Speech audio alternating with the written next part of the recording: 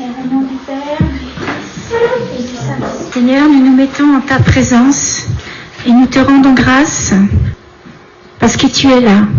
Tu as dit quand 2 ou 3 sont réunis en mon nom, je suis au milieu.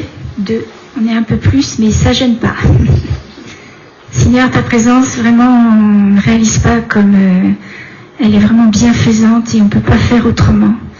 Sois béni, Seigneur, pour tout ce que tu as fait déjà dans nos frères et sœurs, dans leur vie et tout ce que tu feras. Gloire à toi, Seigneur. Gloire à toi, Seigneur.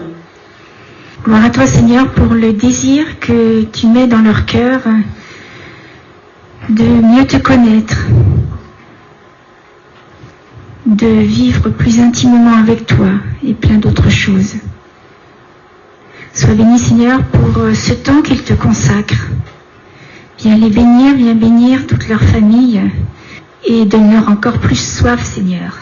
Parce que tu es comme une fontaine, plus on boit et plus on a soif, et plus on a soif, plus on boit. Gloire à toi, Seigneur. Gloire à toi, Seigneur. Seigneur, nous nous remettons tels que nous sommes et nous te présentons éventuellement tout ce qui peut bloquer pour recevoir ce que tu veux nous dire aujourd'hui, ce dont tu veux nous faire l'expérience. Viens régénérer, Seigneur, toutes nos cellules, rends-nous disponibles à l'Esprit Saint, qu'il puisse agir librement et fortement en nous.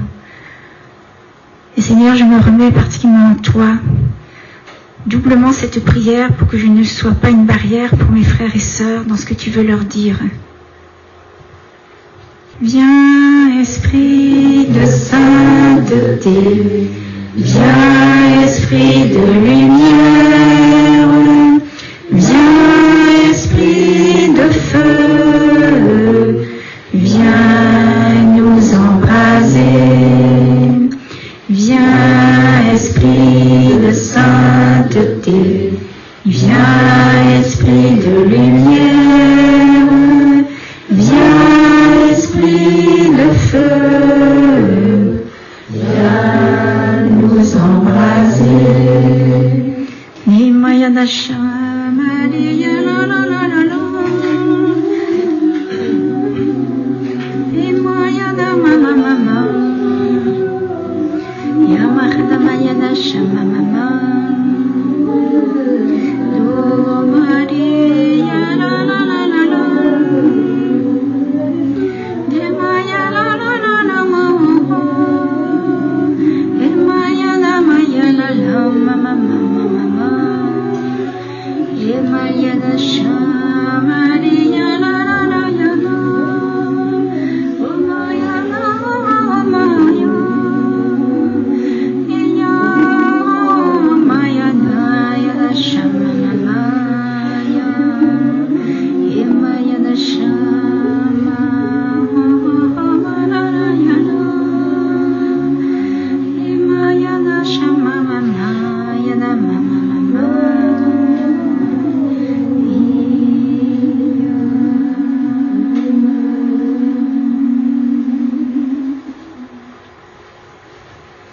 J'avais l'image d'un chemin qui était devant moi et qui était non seulement le chemin, mais tout le paysage était lumineux, était fleuri.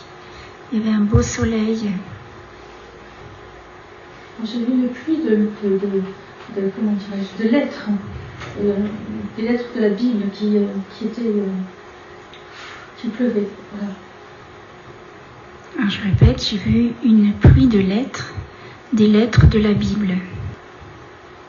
Le Seigneur veut donner une grâce de simplicité. Il nous demande de nous simplifier, d'être plus simple. Le Seigneur nous donne une grâce de simplicité, nous demande d'être plus simple. Amen. Merci Seigneur, et ce n'est qu'un début.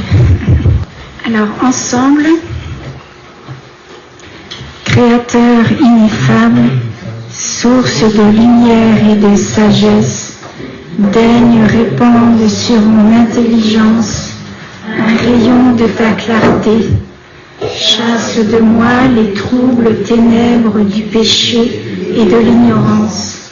Donne-moi la pénétration pour comprendre, la capacité de retenir, la méthode et la facilité pour apprendre, l'aisance pour parler. Engage le début, conduis le progrès, couronne la fin. Toi qui, vrai Dieu et vrai homme, vis et règne dans les siècles des siècles. Amen. Alors aujourd'hui, ce que nous allons voir, donc nous sommes dans le grand troisièmement, présence de la Vierge Marie dans les Écritures. Nous avons vu premièrement Ancien Testament, deuxièmement le Nouveau Testament, mais juste une petite présentation. Et aujourd'hui, nous allons voir troisièmement Jésus peut-il être né d'une Vierge et quatrièmement l'Annonciation en Luc chapitre 1, verset 26-38. Pour cette dernière partie, nous allons creuser verset par verset. Et je vous invite à quitter vos ceintures de sécurité pour se laisser conduire librement par l'Esprit Saint, car le ciel visite la terre.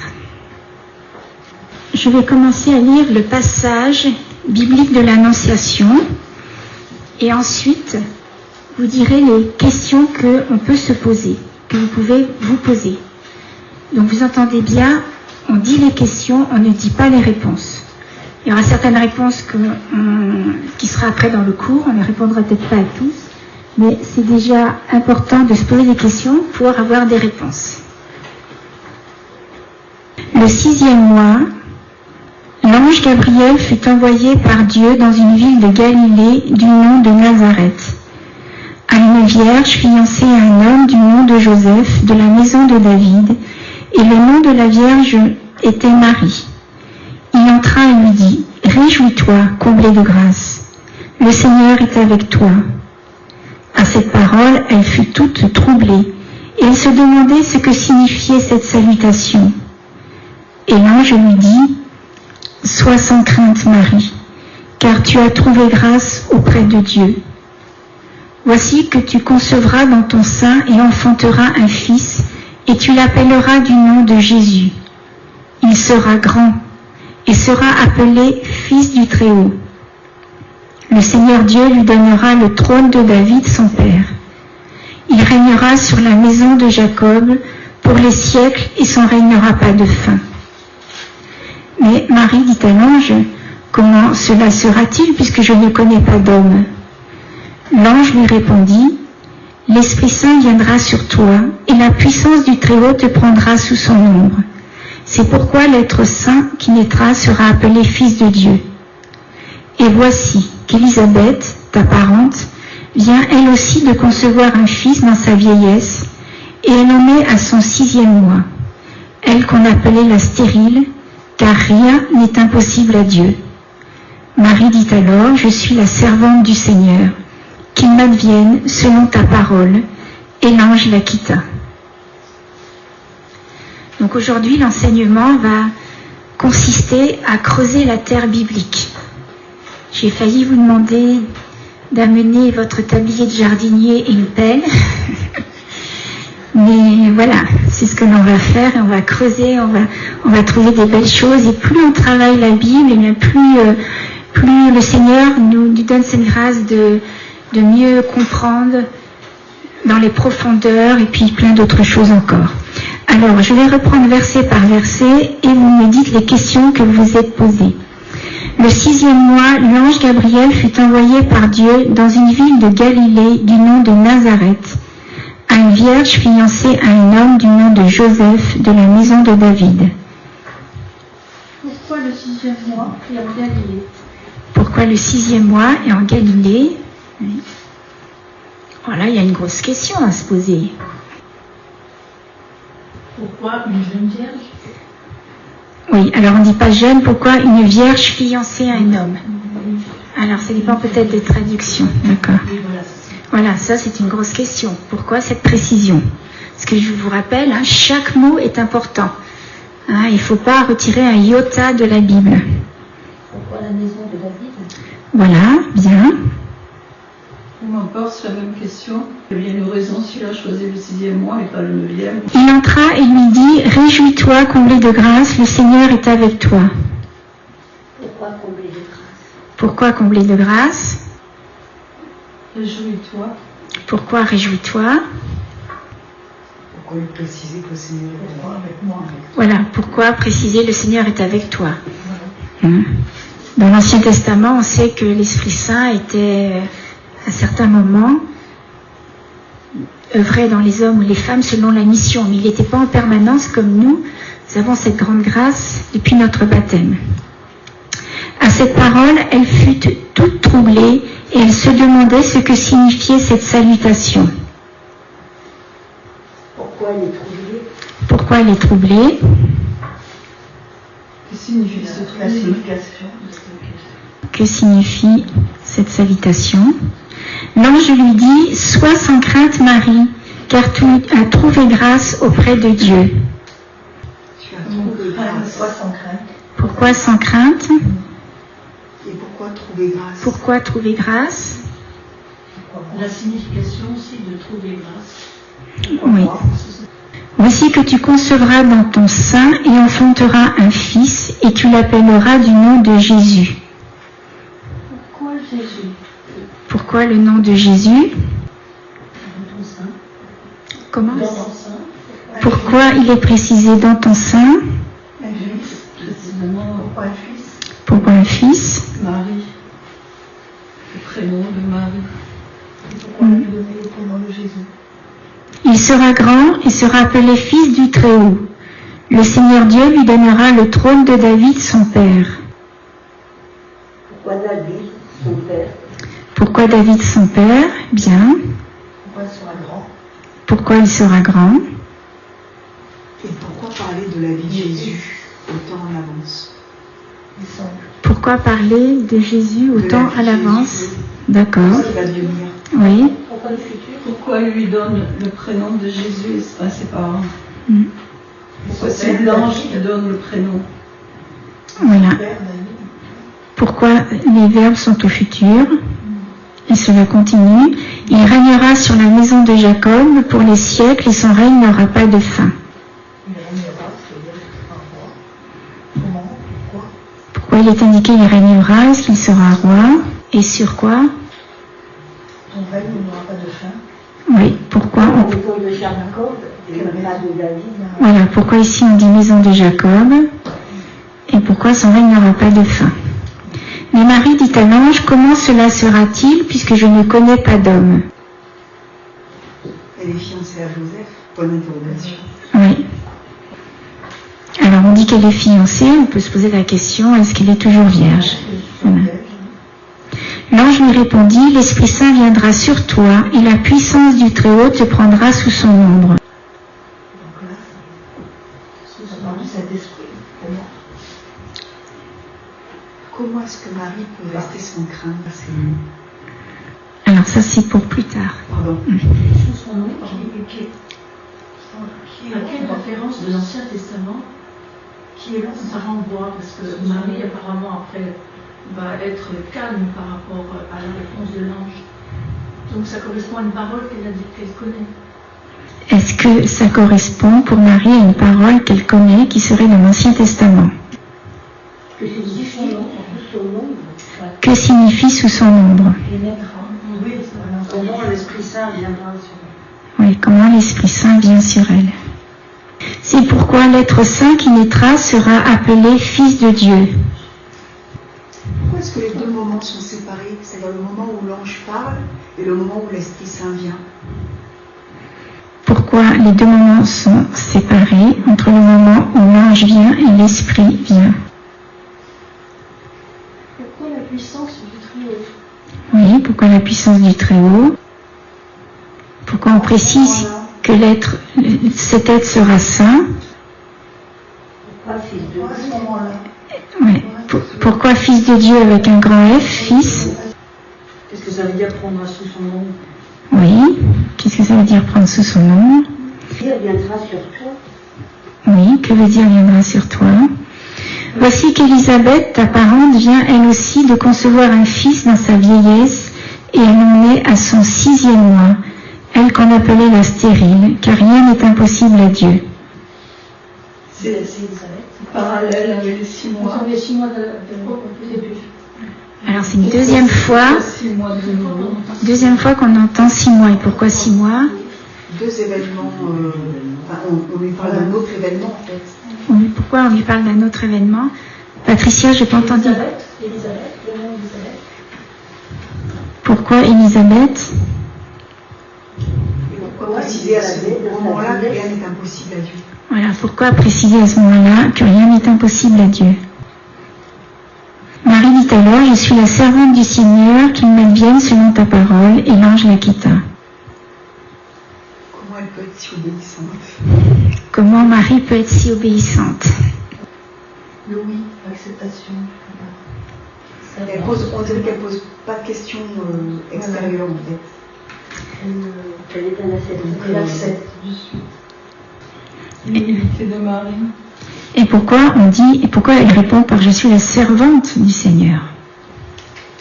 Bien, alors vous voyez, on en a bien pour 24 heures. Et on remet les copies après. Alors, troisièmement, donc on voit Jésus peut-il être né d'une vierge? Alors nous pouvons nous poser la question, la virginité ne ressemble-t-elle pas un peu trop à un mythe, à une légende, ou encore à ces histoires des dieux du Moyen-Orient?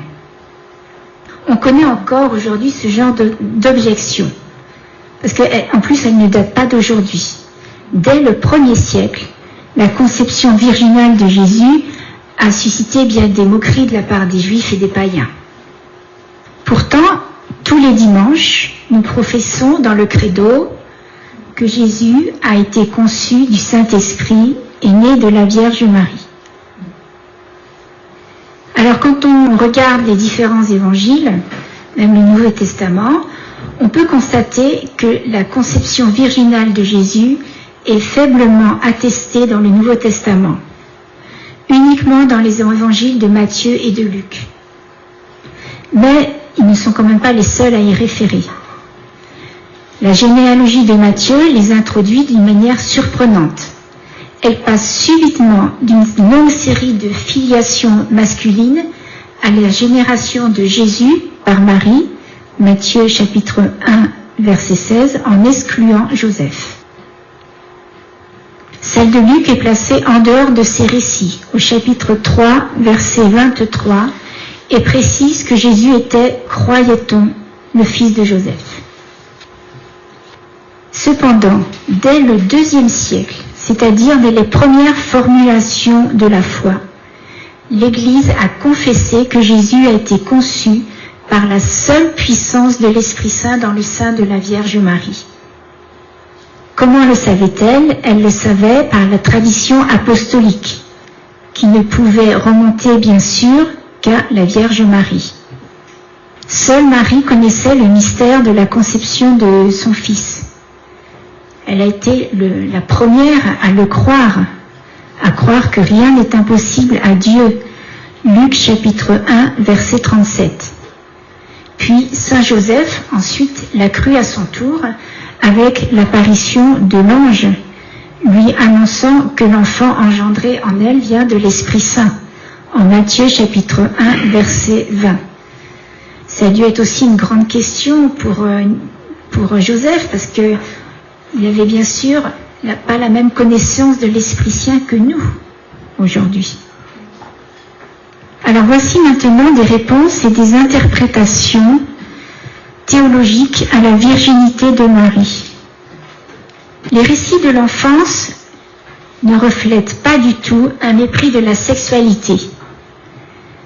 La tradition biblique célèbre la fécondité et on voit le drame dans l'Ancien Testament des femmes qui sont stériles. Quelque chose d'important maintenant, on ne part pas de l'histoire pour arriver à la foi, comme par la Passion, mais de la foi vers l'histoire. De la foi vers l'histoire. Il y a des ressemblances entre les récits de la résurrection et ceux de l'enfance de Jésus. Elles ont été souvent soulignées. Alors pour être perçues, elles demandent une certaine harmonie, évidemment, entre les différents aspects de la foi chrétienne. Des traits de la théologie de Pâques se retrouve déjà dans les évangiles de l'enfance. Le message est clair. Un sauveur nous est né. Un sauveur nous est né, chapitre 2, verset 11 de Luc. Alors c'est intéressant parce qu'on peut voir qu'il y a une symétrie entre les deux moments clés de la vie de Jésus. Au commencement, la conception virginale, sans père humain, et à la fin, le tombeau vide, sans intervention humaine visible. L'entrée et le départ du Christ sont marqués, toutefois, par sa soumission aux lois de la nature humaine. Il est né d'une femme, selon une génération authentiquement humaine. Il est vraiment mort au tombeau. Il est vraiment mort et a été mis au tombeau. Pourtant, ces deux événements comportent aussi deux signes qui révèlent au cœur même de l'humain le mystère de la transcendance. En négatif de sa résurrection, il échappe à la loi de la corruption. En négatif de sa filiation divine, il n'a pas eu de père humain pour sa conception. Ces deux signes se traduisent par une absence humaine. Personne ne l'a déposé dans le sein de Marie et personne ne l'a enlevé du tombeau. Ces deux signes secondaires sont comme l'envers d'un endroit des mystères de l'incarnation et de la résurrection. Évidemment, l'essentiel ne réside pas en eux, mais dans la réalité de la divinité et de la résurrection de Jésus. Ils sont les signes de l'inexplicable et du non représentable, ce qui correspond à la foi. Ces éléments permettent de comprendre la conception virginale et de la situer à sa juste place dans la foi chrétienne. Par ailleurs, on peut dire que la virginité de Marie est une nouveauté déconcertante. C'est sûr, il y a de quoi. Qui a conduit l'Église à valoriser la virginité a posteriori. La conception virginale exprime la nouveauté radicale de l'incarnation. Dieu entre dans l'histoire humaine d'une manière inouïe. Son sens dépasse la biologie. Elle affirme que l'origine de Jésus est divine sans nier son humanité. La conception virginale est un signe de recréation. Elle marque l'humanisation du Fils de Dieu et un nouveau commencement pour l'humanité. Elle s'inscrit dans un acte de foi en la création divine où l'intervention de Dieu dépasse les lois naturelles. À Dieu, tout est possible.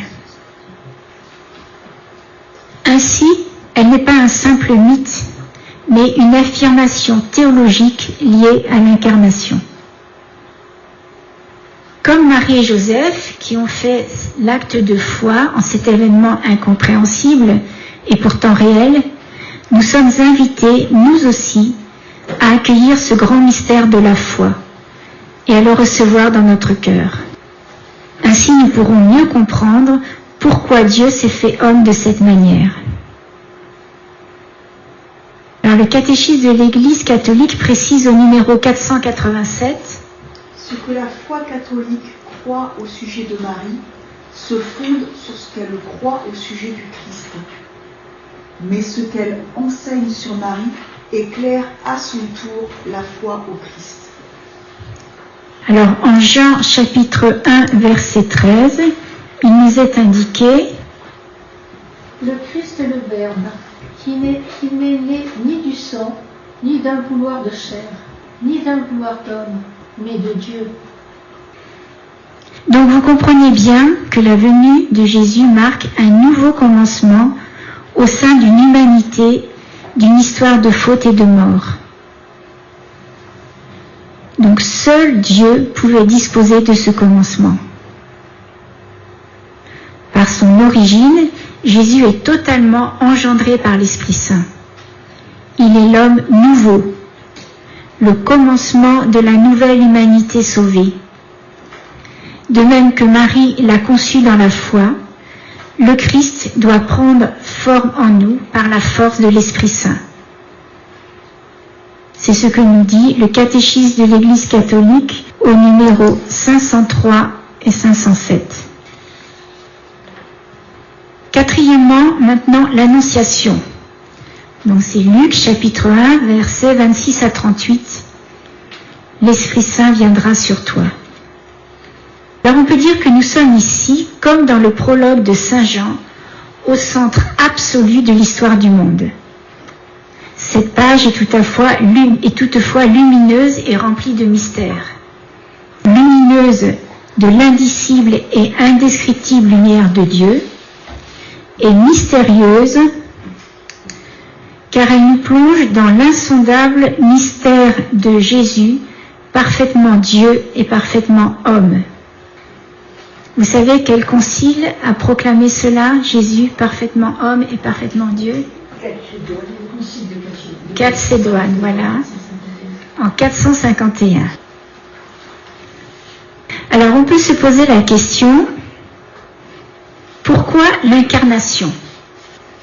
L'humanité constituée pécheresse par un seul homme a été restaurée par un seul homme.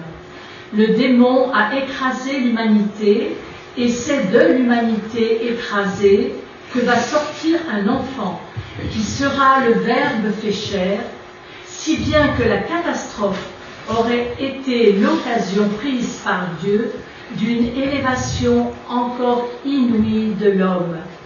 Le monde de la rédemption est plus beau que le monde de l'innocence, ce qui peut paraître paradoxal. Dans le monde de l'innocence, le chef de l'humanité était un homo, Adam. Dans le monde de la rédemption, le chef de l'humanité sera le Fils éternel de Dieu, le Verbe fait chair. Il reste cependant tant de tragédies, tant de crimes, tant de souillures dans ce monde.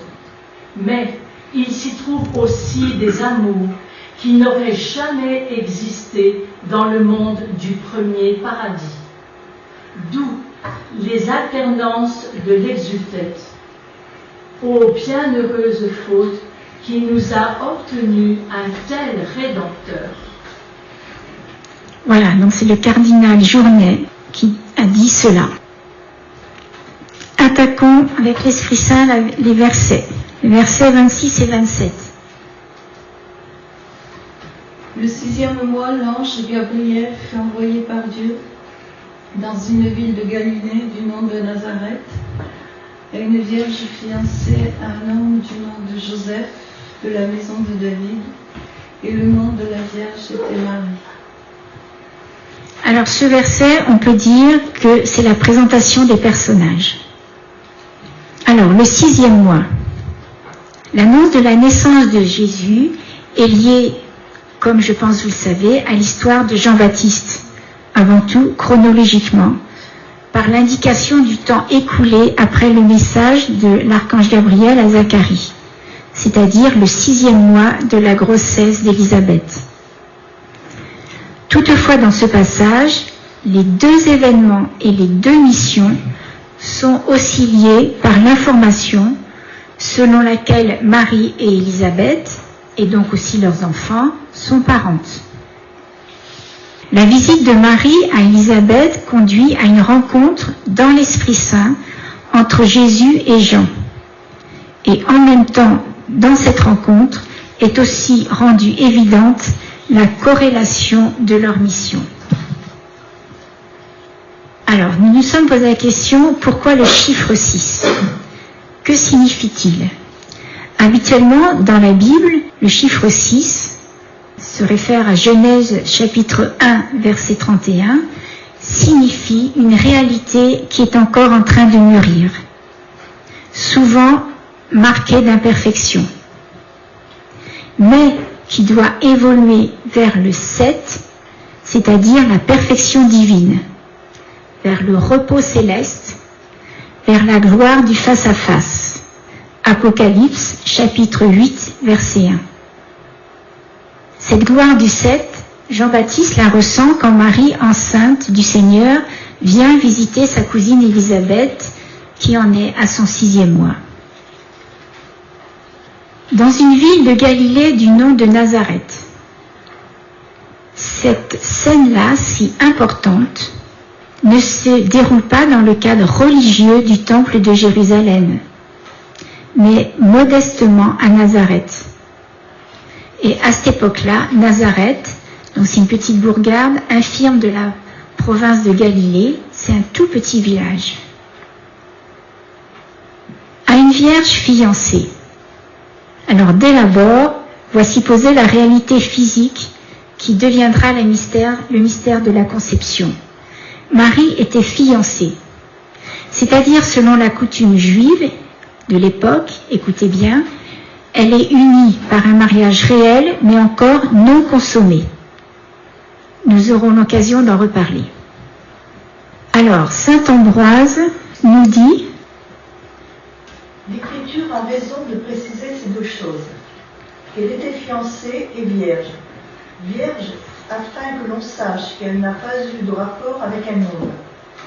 Fiancée, pour qu'elle ne fût pas décriée, pour avoir perdu sa virginité. Le Seigneur a préféré que l'on doutât de sa naissance plutôt que de l'honneur de sa mère. La virginité de Marie reste ainsi hors d'atteinte, tant sans l'opinion que dans la réalité. En outre, le fait qu'elle ait eu un mari ne donne-t-il pas plus de crédit aux paroles de Notre-Dame? Affirmer qu'elle a conçu en étant vierge ne supprime-t-il pas toute raison de mentir? Si elle avait enfanté sans être mariée, on aurait pu croire qu'elle voulait cacher sa faute sous un mensonge. Non mariée, elle aurait eu un motif de mentir. Mariée, elle n'en avait pas, car la maternité est la récompense légitime du mariage. Nous connaissons la vérité des faits, nous avons appris le dessein de Dieu, apprenons aussi le sens mystique. Il est bon que Marie soit fiancée mais vierge, car elle est le type de l'Église, qui est immaculée et cependant épouse. Vierge, elle nous a conçus de l'esprit et elle nous enfante sans douleur. Donc vous pourrez reprendre dans l'audio parce qu'il y a vraiment des choses importantes. On continue.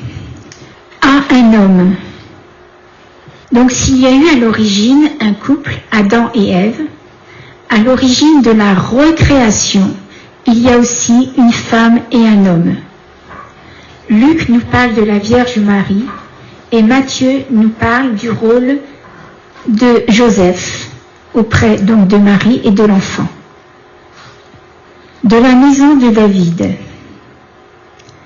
C'est capital de préciser cela, car le Messie avait été promis au roi bien-aimé de Dieu, David, comme la maison que Dieu lui ferait.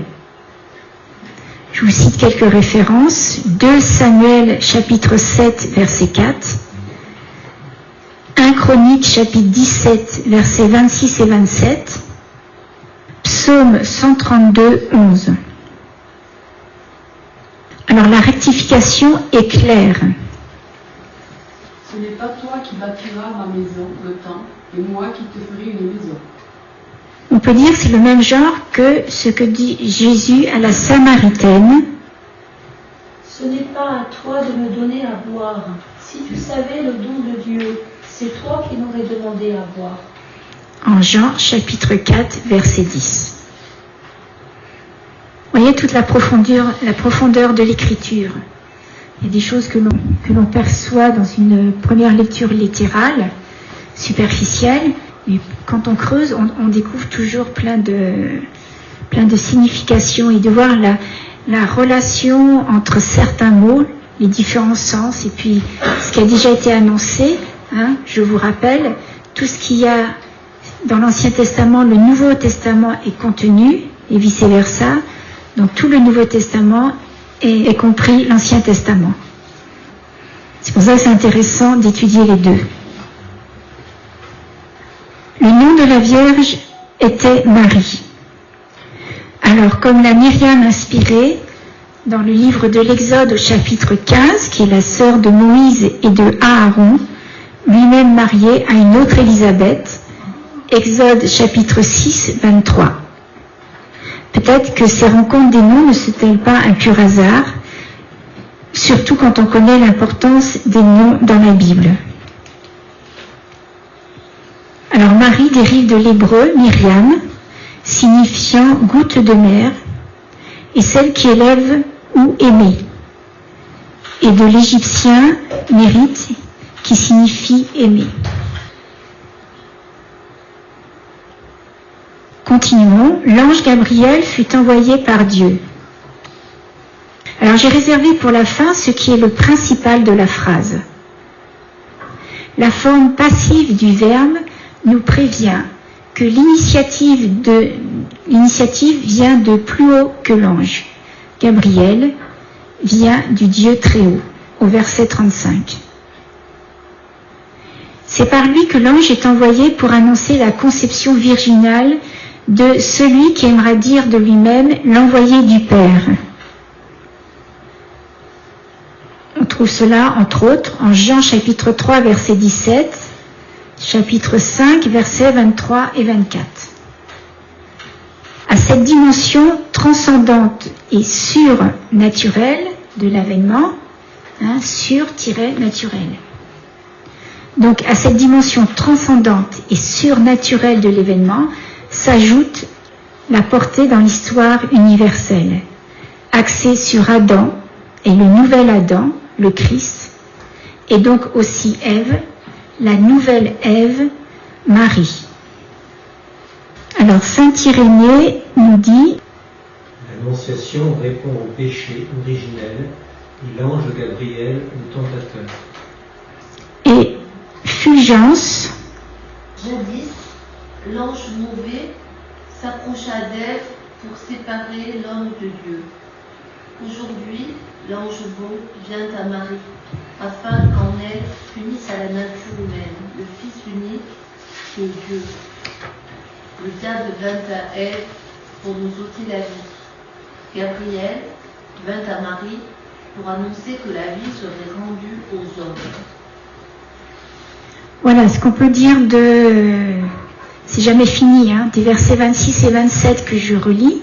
Le 6e mois, l'ange Gabriel fut envoyé par Dieu dans une ville de Galilée du nom de Nazareth à une vierge fiancée, à un homme du nom de Joseph, de la maison de David, et le nom de la Vierge était Marie. Verset 28. Il entra et lui dit: réjouis-toi, comblée de grâce, le Seigneur est avec toi. Alors, il entra. Luc ne dit pas si Marie a vu Gabriel comme Zacharie, au verset 11 et 12, mais qu'il s'approcha d'elle en entrant. Cela suppose que Marie était à l'intérieur de sa maison. La maison n'est même pas nommée. C'est comme pour nous préparer à la surprenante nouvelle, c'est Marie qui va devenir la maison de Dieu.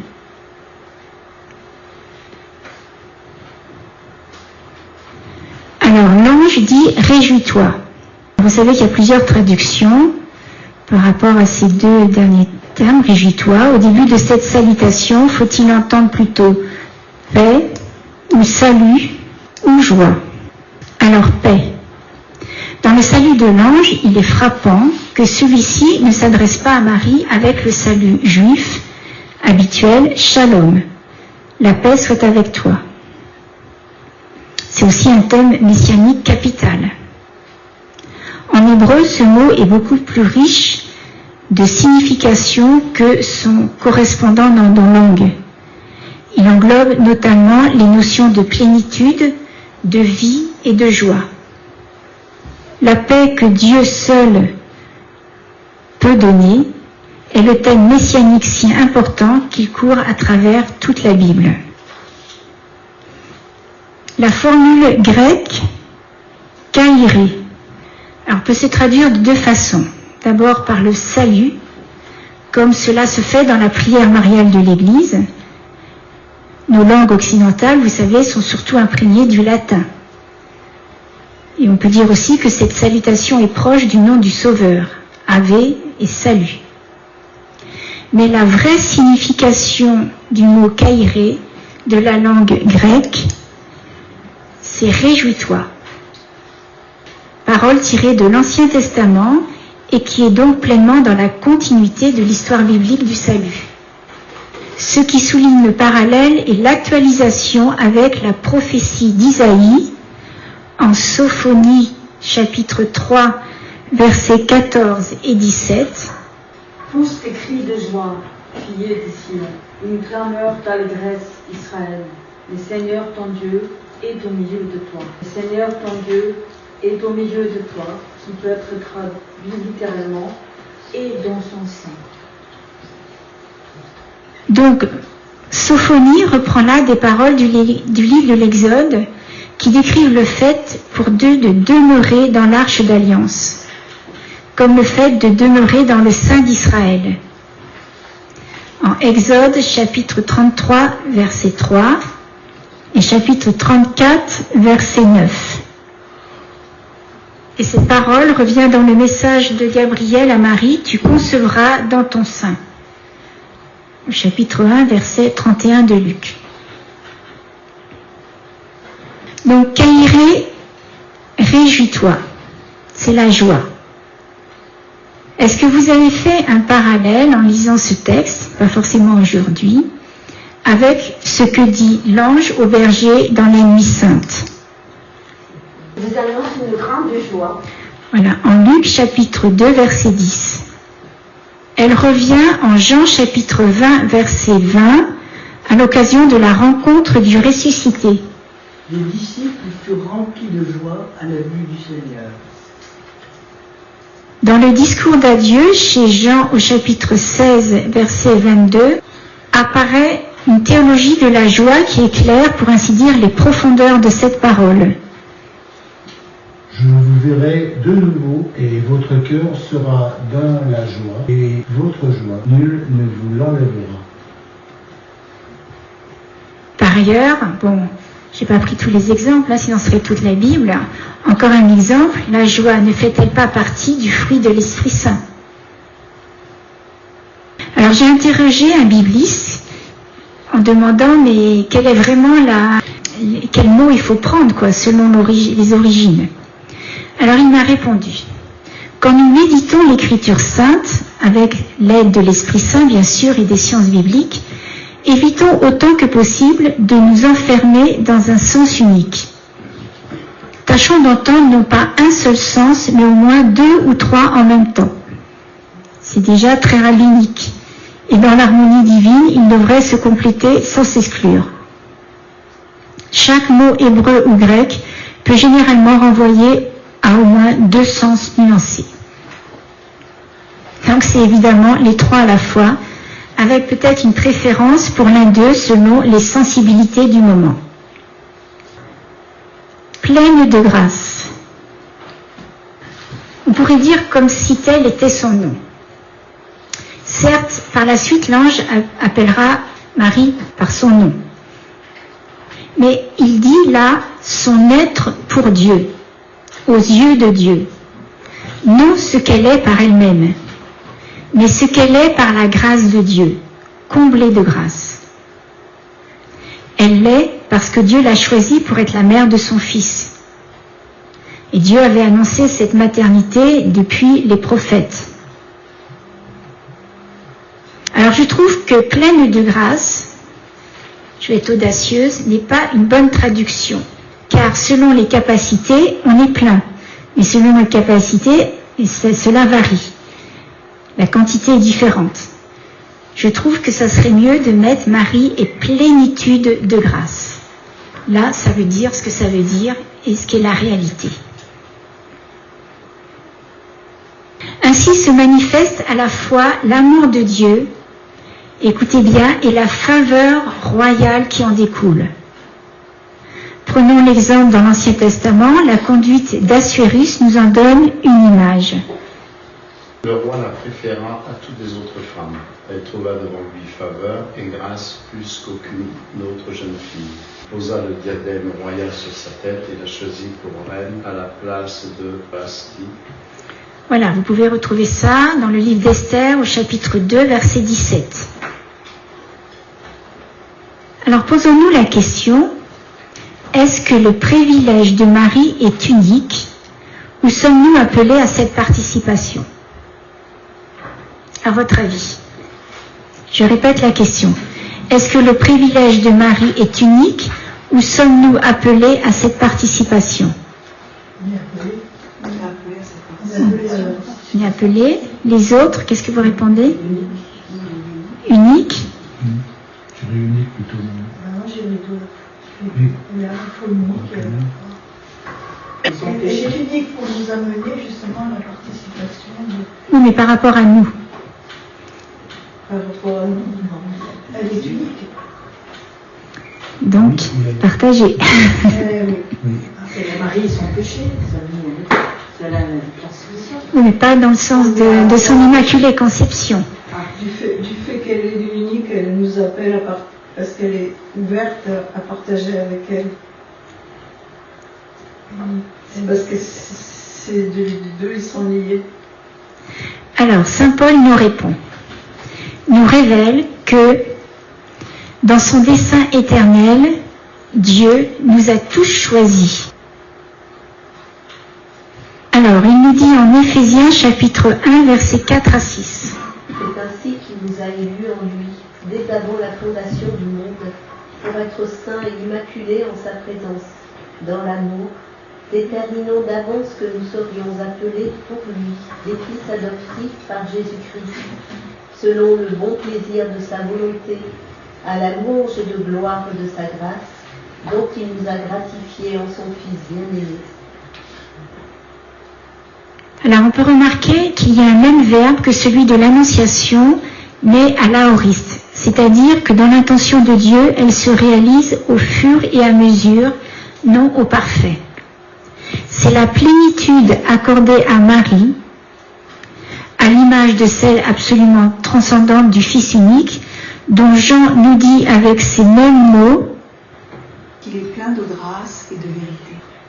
Donc bien sûr c'est de Jésus que déborde Marie, et puis sur nous tous. Nous sommes appelés à être saints et immaculés en sa présence. Ok? Alors Hugues de Saint-Victor nous dit: Pleine de grâce, toi de qui est née la source de la grâce, pleine de grâce au point que le monde entier boit de ta surabondance. Car si les vierges sages prirent de l'huile dans leur vase, toi, vierge très sage, tu n'as pas seulement un vase rempli d'huile de grâce pour alimenter sans fin ta lampe, mais tu as apporté un autre vase, débordant et inépuisable, et de son huile de miséricorde, tu as illuminé les lampes de tous les hommes. Tu as rempli complètement et jusqu'en haut leur vase sans rien faire perdre à celui-là de sa plénitude. Sage et non pusillanime, tu es venu au secours des autres. Tu n'as pas dit « il n'y en aura pas assez pour moi et pour vous ». Tu savais qu'il y en aurait assez pour toi et pour nous, que tu pouvais à la fois garder et donner. La lumière de la lampe, ce fut la virginité de ta chair. L'huile de ton vase, ce fut l'humilité de ton cœur. Et l'autre vase, ce fut l'humanité du Verbe conçu dans ton sein. L'humanité certes pleine de grâce. Et c'est de sa plénitude que toi-même, tu as reçu la lumière de la virginité dans ta chair et l'huile de l'humilité dans ton cœur. Élisabeth avait reçu, elle aussi, de cette plénitude, la stérile qui conçut. Elle reconnut, venant à elle, la Vierge féconde, et dit: « Comment ai-je ce bonheur que la mère de mon Seigneur vienne à moi ?» Elle dit bien « mère du Seigneur », car dans la forme de serviteur, c'est le Seigneur de majesté qui vient. Hugues de Saint-Victor. Alors les deux mots, réjouis-toi et comblé de grâce, c'est un autre aspect aussi de Caïr qui est digne de réflexion parce qu'il y a un lien entre joie et grâce. En grec, les deux mots joie et grâce, chara et charis, sont formés à partir de la même racine. Donc, joie et grâce vont de pair. Le Seigneur est avec toi. Cette formule est adressée par l'ange du Seigneur. Prenons l'exemple dans l'Ancien Testament, lorsqu'il apparaît à Gédéon, en Juges, chapitre 6, verset 12. Dieu assure de sa protection celui qui l'appelle à une tâche. Comme vous savez, quand le Seigneur appelle quelque chose à une mission, il ne nous laisse pas tout seuls. Il est là avec nous, il nous devance, il nous protège, il nous donne les grâces qu'il faut. Donc on peut dire d'autant plus qu'ici, il va être proposé une mission surnaturelle, donc au-delà des forces de l'homme seul. On peut se référer à Genèse, chapitre 26, verset 24, chapitre 28, verset 15, et Exode 3, 12. Et c'est par excellence la grâce du serviteur de Dieu, Isaïe 41, verset 10, Isaïe 41, verset 10 et chapitre 43, verset 5. Et le nom même d'Emmanuel, Isaïe chapitre 7, verset 14, le Seigneur est avec toi. Donc avec Saint Jean, on remonte au principe de la création. La tradition a souligné le parallèle entre la Vierge Marie et Ève, mère de tous les vivants. Au fiat de l'Annonciation, qui répond à la désobéissance, cause décisive du péché originel, Marie substitue en son propre fruit la source et l'arbre de la vie au fruit empoisonné de la connaissance du bien et du mal. Je répète, donc Saint Jean fait un parallèle avec la création. Et donc, on en a déjà parlé, Ève, de l'Ancien Testament, la première femme, c'est la nouvelle Ève, c'est Marie. Ève veut dire mère de tous les vivants. Donc, le fiat de Marie répond à la désobéissance de la première Ève, qui était la cause décisive du péché originel.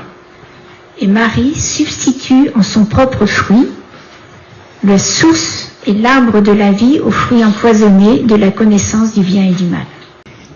Alors nous poursuivons le verset 29. À cette parole, elle fut toute troublée et elle se demandait ce que signifiait cette salutation. Alors à cette parole, on peut dire que c'est un préambule à l'incarnation de la parole avec un grand P. C'est le même mot de logos. Elle fut toute troublée et se demandait ce que signifiait cette salutation. Je ne sais pas si vous avez remarqué que sa réaction est différente de celle de Zacharie. Lui se trouble et la crainte fond sur lui. Deux choses différentes. En Luc chapitre 1 verset 12. Dans le cas de Marie, la même parole est utilisée, elle fut troublée, mais ensuite il n'y a pas de crainte.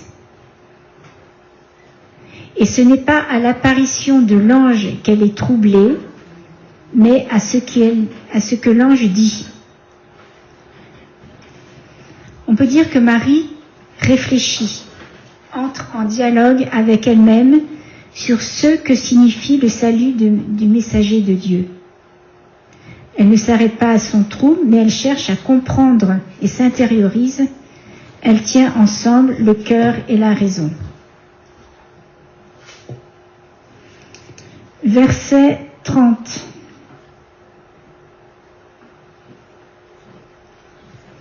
Et l'ange lui dit, « Sois sans crainte, Marie, car tu as trouvé grâce auprès de Dieu. » Alors c'est ce que l'ange lui confirme. « Sois sans crainte, Marie, car tu as trouvé grâce. » Cela se réfère évidemment à « Réjouis-toi, pleine de grâce ». Parole de joie plus que de crainte. Faisons une comparaison avec l'Ancien Testament en Genèse chapitre 18 verset 3. Abraham lui-même n'osait assurer purement et simplement qu'il avait trouvé grâce. Il l'espérait simplement quand il dit « Mon Seigneur, je t'en prie, si j'ai trouvé grâce, veuille ne pas passer près de ton serviteur sans t'arrêter. » Verset 31. Et voici que tu concevras dans ton sein et enfanteras un fils, et tu lui donneras le nom de Jésus. Alors, et voici, c'est une annonce de jaillissement imprévu, on pourrait dire. L'irruption soudaine qui s'impose de lui-même, mais impératif et indiscutable. L'événement est annoncé à peu près dans les mêmes termes que pour Élisabeth, enfantement et nom à donner. Mais il n'y a pas de mention du Père. Par contre, la matérialité du fait est plus appuyée par le redoublement et le choix des deux verbes « concevoir » et « donner jour à l'enfant formé dans son ventre ». Ce qui est bien ici à dessein, puisque par la suite, Luc reprendra l'expression plus discrète « dans ton sein », versets 41 et 44. Alors, poursuivons. Le nom de Jésus. Donc, dans le récit de Luc, adressé à Marie, et dans celui de Matthieu, adressé à Joseph, il est indiqué aux deux « Tu lui donneras le nom de Jésus ». Et selon la coutume juive, donner un nom à l'enfant, c'est le reconnaître pour son enfant. Qu'il soit adoptif ou non, il n'empêche que du fait de cette reconnaissance, Jésus entre de plein droit dans la lignée de Joseph, donc de David. Vous savez que dans la Bible, le nom est important. Il désigne l'être et la mission. En Matthieu chapitre 1, verset 21, Matthieu explique « C'est lui qui sauvera son peuple de leurs péchés, sauveur et salut. » Donc il faut bien comprendre que son incarnation est pour la rédemption, et il est à la fois le Rédempteur, c'est-à-dire celui qui vient nous sauver, et notre salut, notre rançon. Pourquoi ? Parce qu'il est Dieu et incarné. Et sauveur en effet, d'autant plus que qui peut sauver du péché ? Dieu, voilà. Il n'y a que Dieu qui peut nous sauver du péché. C'est une œuvre uniquement divine. Alors le titre de sauveur est pourtant parfois reconnu à de simples hommes. Il s'agit du patriarche Joseph dans l'Ancien Testament. On peut dire que c'est l'une des plus ressemblantes préfigurations du Christ, parce que par sa passion, suivie d'une sorte de résurrection, et ce pour sauver de la famine distribuant le blé, non seulement aux Égyptiens, mais à Jacob et à sa famille. Quant à Josué, il porte le même nom que Jésus, et comme lui, il fait entrer le peuple de Dieu en terre promise. Ces figures annoncent donc que Jésus, sauveur du monde, Jean chapitre 4, verset 42, vaillant au combat, psaume 118, versets 10 et 16, miséricordieux et rédempteur, psaume 130, verset 7, au point de s'être donné lui-même, comme nous venons de dire, notre rédemption et notre salut, psaume 118, verset 14, et le parallèle en Actes, chapitre 4, verset 12. Et enfin, notre pain de vie, en Jean, chapitre 6. Alors moi, je trouve que c'est passionnant comme ça, quand on fait des liens avec l'Ancien et le Nouveau Testament.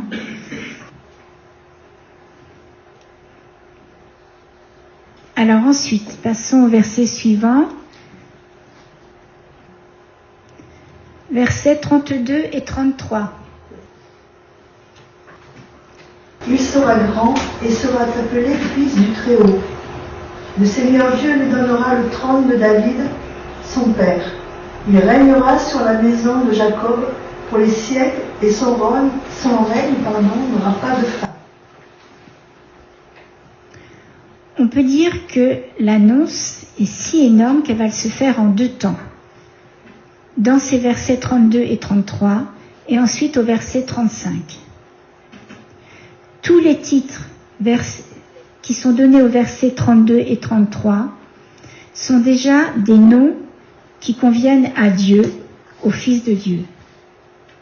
Mais ce n'est qu'au verset 35 que sera affirmée expressivement la divinité du Christ. Alors, il sera grand, non pas seulement devant le Seigneur, comme en Luc chapitre 1, verset 15, comme Jean-Baptiste, lors de l'annonce de l'ange à Zacharie, on peut dire grand, absolument grand. Grand de parce qu'il est lui-même le Seigneur. C'est le premier titre, ce premier titre est déjà divin. Ensuite, fils du Très-Haut. Ce pourrait être qu'un simple titre royal et hyperbolique, c'est-à-dire excellent. S'il ne lui était pas donné comme nom, il sera appelé. Ce qui, dans la Bible, signifie qu'il sera reconnu dans son être même comme Fils de Dieu, avec un grand F, Fils. Et cela va aussi dans le sens général de cette annonciation qui fait descendre le Fils du Très-Haut dans le sein de la très humble Vierge Marie. Et cette origine divine se trouve par ailleurs confirmée par les titres suivants qui font de Jésus l'héritier de David, auquel Dieu avait précisément promis qu'il serait un père pour son fils. Donc nous avons déjà lu ce verset au 2e livre de Samuel, chapitre 7, verset 14. Le trône de David, son père. Dieu le Père avait promis la stabilité du trône de David. Et maintenant, il agit plus particulièrement. Il institue l'héritier dont le règne n'aura pas de fin. L'héritier définitif de David, prédit par le prophète Nathan par ses paroles en 2 Samuel, chapitre 7, versets 13 et 16. C'est lui qui construira une maison pour mon nom, et j'affirmerai pour toujours son trône royal. Je serai pour lui un père, et il sera pour moi un fils. Ta maison et ta royauté subsisteront à jamais devant moi, ton trône sera affermi à jamais. Et au verset 7, tu es mon fils, moi aujourd'hui je t'ai engendré. Donc le salut que porte l'enfant promis se manifeste dans l'instauration définitive du règne de David. Vous savez que le Seigneur tient toujours ses paroles. Donc quand il dit « j'affirmerai pour toujours son trône », cela est, cela sera. On continue, il régnera sur la maison de Jacob. Alors, si on prend le parallèle avec l'Ancien Testament, non pas seulement comme les rois davidiques, après Salomon sur 2 tribus, il rassemblera la maison de Jacob, le peuple issu des 12 fils de Jacob, c'est-à-dire d'Israël. Alors, suivant plusieurs prédictions, il y a Genèse chapitre 35, versets 11 et 12. Isaïe, chapitre 2, versets 3, 5. Toujours Isaïe, chapitre 29, versets 22, 23. Au chapitre 41, versets 5, 8 et 10. et le parallèle avec Siracide 24, chapitre 24, versets 7 à 9.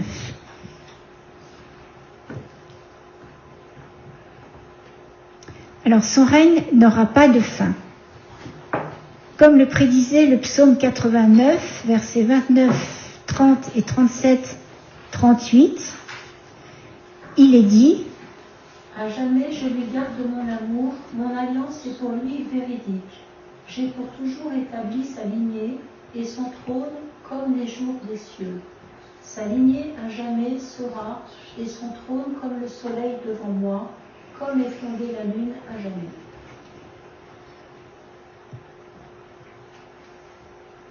Alors notons que nous trouvons ici les mots donner et royaume, qui sont empruntés à la prophétie de Daniel, chapitre 7, verset 14, parlant du Fils de l'homme à qui est donné le royaume pour l'éternité.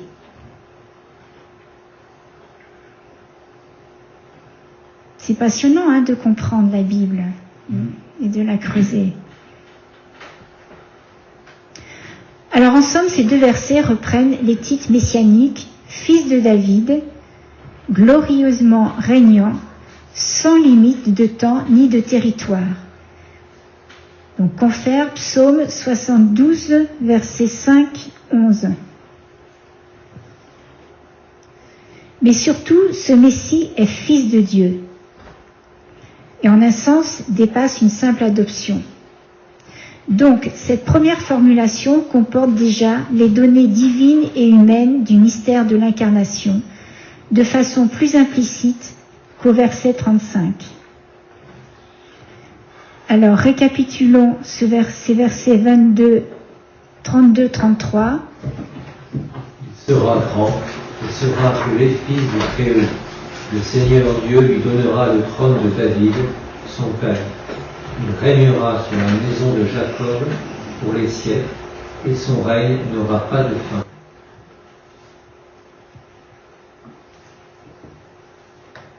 Alors, le verset 34. Mais Marie dit à l'ange: Comment cela sera-t-il puisque je ne connais pas d'homme? Considérons la différence par rapport à la réponse de Zacharie, qui avait réagi par un doute en ce qui concerne la possibilité d'enfanter. Donc, comme Élisabeth, ils étaient d'un âge avancé et il n'était plus possible d'enfanter. Marie était fiancée comme on a vu. Je reprends, selon le droit judaïque, elle était considérée comme désormais une épouse, même si elle n'habitait pas encore avec son mari et que la communion matrimoniale n'était pas encore commencée. Il faut bien comprendre la différence par rapport à Zacharie, que là, Marie ne doute pas. Elle se déclare prête à faire ce que Dieu attend d'elle et à le servir. Elle ne pose pas la question sur le quoi, mais elle cherche à comprendre comment peut se réaliser cette promesse, puisque humainement ce n'était pas concevable pour elle, puisqu'elle ne connaît pas d'homme. Dans l'Ancien Testament, plusieurs femmes stériles ont enfanté miraculeusement. N'était-ce pas pour préparer la réalisation de la prophétie d'Isaïe, chapitre 7, verset 14? Une vierge concevra et enfantera un fils, et à Dieu tout est possible. Voilà, tous les miracles de l'Ancien Testament concernant les femmes stériles qui ont en fin de compte enfanté par un miracle, c'était pour préparer que la Vierge enfantera un fils. Alors, saint Ambroise nous dit: Marie avait lu cela. Elle crut donc à l'accomplissement de la prophétie. Mais comment la chose se ferait? Elle ne l'avait pas lu. Le comment n'avait pas été révélé. Le mystère d'un tel dessein devait être déclaré par la bouche d'un ange et non d'un homme. Alors, je ne connais pas d'homme. Comme vous en doutez, ce verset mérite d'être pris en considération très minutieusement, puisque puisqu'il donne comme un fait indiscutable que cette conception sera virginale. Aussi, l'historicité de ce mystère a été passée au crible de la critique, en tenant compte non seulement de ces versets 34 à 37, mais à d'autres endroits dans le Nouveau Testament, tels que Matthieu chapitre 1, verset 18, de l'Ancien Testament, tels que Isaïe chapitre 7, verset 14, que nous avons déjà cité. Alors, il y a une concordance entre Luc et Jean. Je ne connais point d'homme, répond à né non d'un désir d'homme, en Jean chapitre 1, verset 13. Alors, si importante que soit l'affirmation de l'historicité qui ressort de ces textes, laissons la place maintenant à l'admiration pour cette Vierge. Marie témoigne prophétiquement le Cantique chapitre 4, versets 1 à 15. Il nous est dit que tu es belle, ma bien-aimée, tes yeux sont des colombes derrière ton voile. Alors, j'ai pas repris tout le passage parce qu'il est un petit peu long, juste par rapport au temps qui nous est imparti, donc je le dépasse déjà, mais je vous invite vraiment à le reprendre, Cantique, chapitre 4, versets 1 et 15, c'est vraiment beau. Et puis aussi, à continuer à méditer l'immense littérature mariale. Donc je vous en donne quelques exemples. Alors, que nous dit saint Éphrem ? À l'inverse d'Ève qui prétendit cueillir le fruit par elle-même, Marie est la Vierge sage qui, pour s'en être remise à Dieu, le recevra directement de Dieu. Alors, on peut dire aussi que Marie est comme cette Pétra du désert, cette cité forte de sa solitude inviolée, d'où se détachera sans que main d'homme lui touchait une pierre qui brisera les royaumes de la terre, non par la force, mais par un agneau envoyé, pour rétablir l'alliance des hommes avec Dieu. En Isaïe chapitre 16, verset 1, il nous est dit « Envoyez l'agneau du maître du pays, de Séla, situé vers le désert, à la montagne de la fille de Sion. » Et en Daniel chapitre 2, 27-34, tu regardais, et soudain une pierre se détacha sans que main lui touchait, et vint frapper la statue, ses pieds de fer et d'argile, et les brisa. Donc cette double prophétie messianique nous la montre accomplie à la fois par la conception et la naissance virginale de Jésus et par la résurrection du tombeau.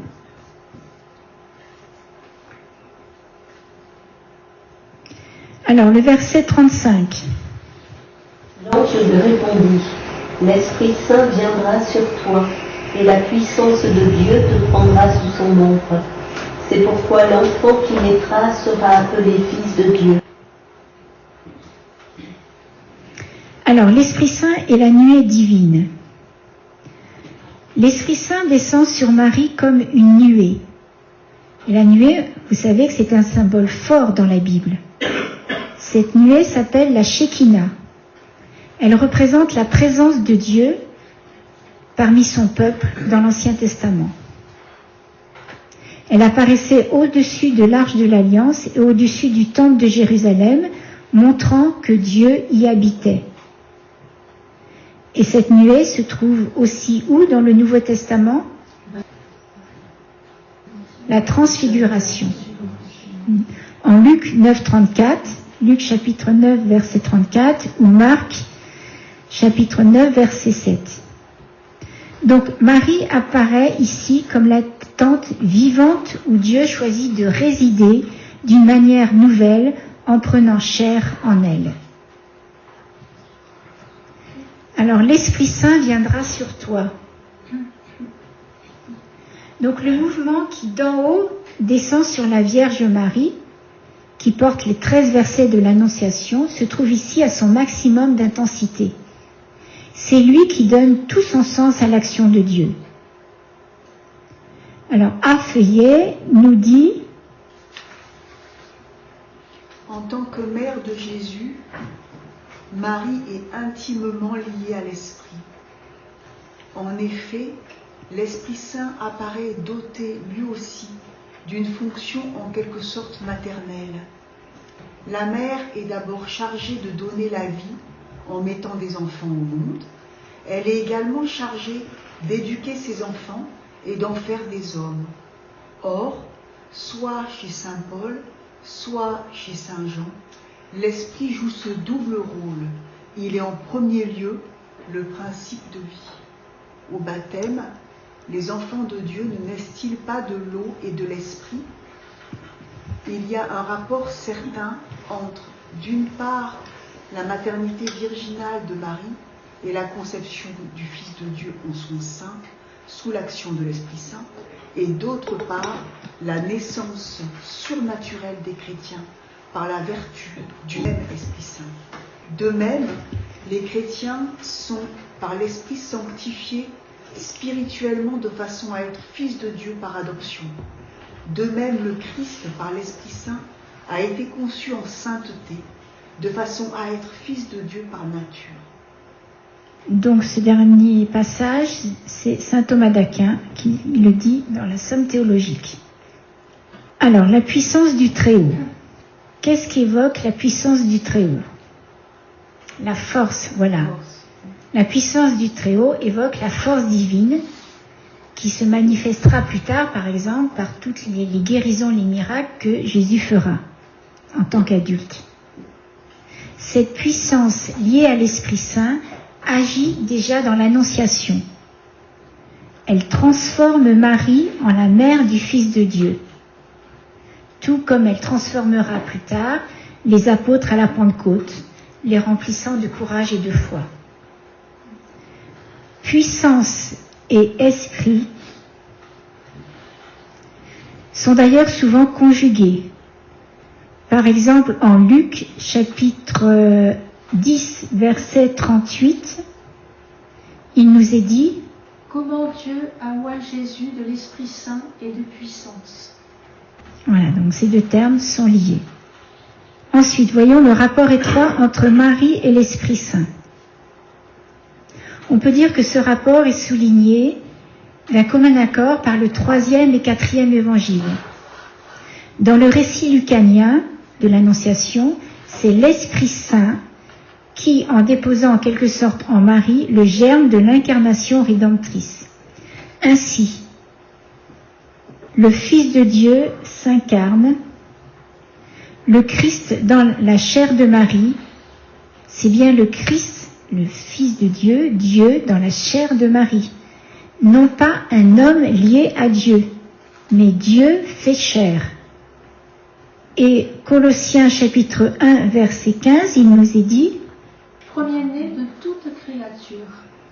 C'est bien le Fils de Dieu en personne. Donc Marie n'est pas seulement mère de Jésus, nous allons le voir dans le point suivant. Donc vous pouvez rester. Dans la finale du récit johannique de la Passion, Jésus commence par donner à ses disciples sa propre mère. En Jean chapitre 19, versets 25-27. Et aussitôt après, il leur donne fondamentalement l'Esprit Saint en mourant pour eux, en rendant l'Esprit. En Jean chapitre 19, versets 28 et 30. Jésus console ses disciples de la privation de sa présence sensible par le don de sa propre mère.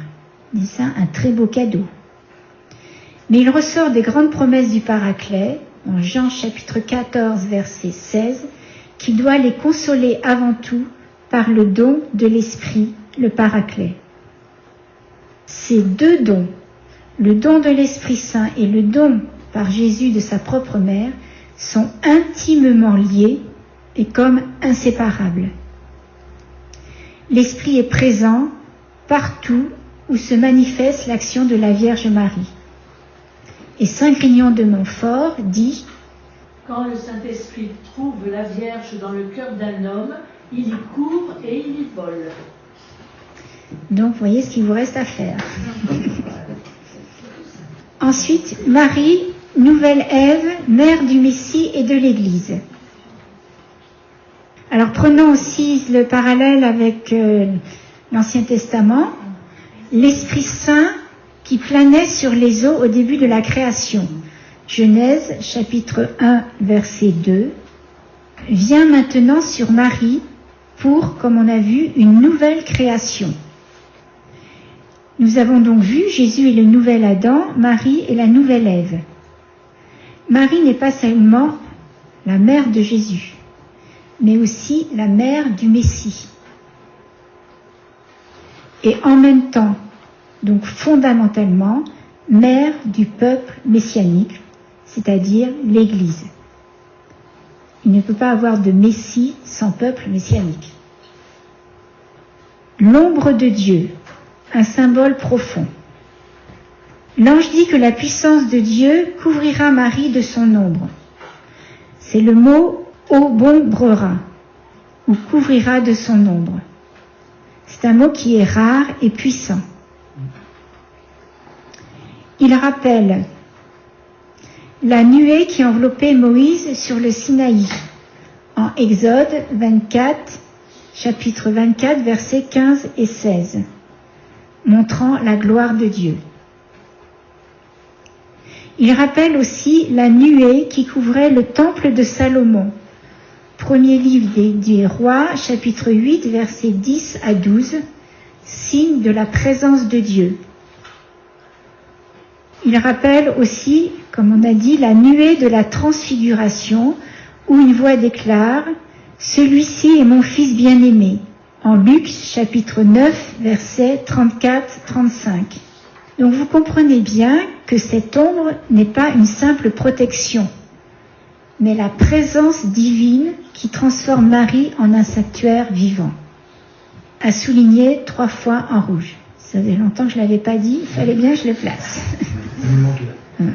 C'est pas une simple protection, c'est la présence divine donc, qui transforme Marie en un sanctuaire vivant.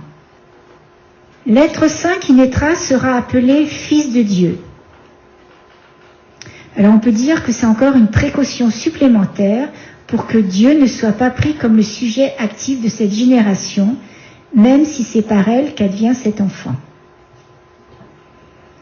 Le mot « saint », tirant son origine de l'Esprit Saint, il sera saint, mis à part pour Dieu.